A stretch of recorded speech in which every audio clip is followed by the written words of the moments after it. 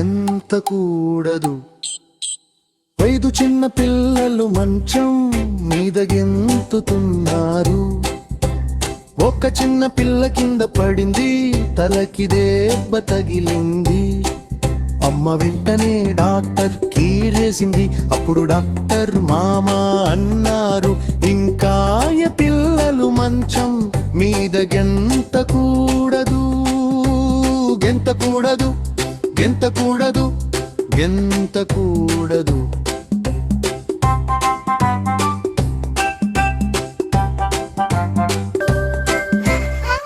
చిన్న పిల్లలు మంచం మీద వెంతుతున్నారు. ఒక చిన్న పిల్ల కింద పడింది, తలకి దెబ్బ తగిలింది. అమ్మ వెంటనే డాక్టర్ కీరేసింది. అప్పుడు డాక్టర్ మామా అన్నారు, ఇంకా పిల్లలు మంచం మీద గెంతకూడదు, గెంతకూడదు, గెంతకూడదు, గెంతకూడదు.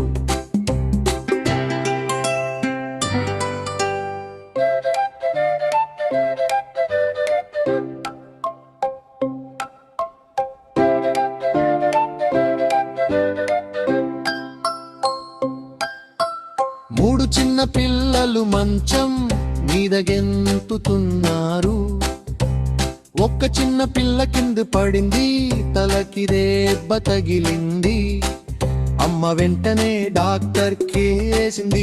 అప్పుడు డాక్టర్ మామా అన్నారు, ఇంకా పిల్లలు మంచం మీద గెంతకూడదు, గెంతకూడదు, గెంతకూడదు, గెంతకూడదు.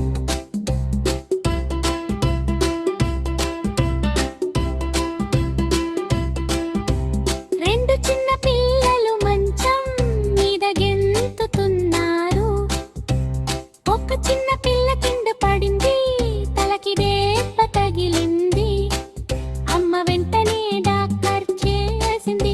అప్పుడు డాక్టర్ మామా అన్నారు, ఇంకా పిల్లలు మంచం మీద గెంతకూడదు, గెంతకూడదు, గెంతకూడదు, గెంతకూడదు.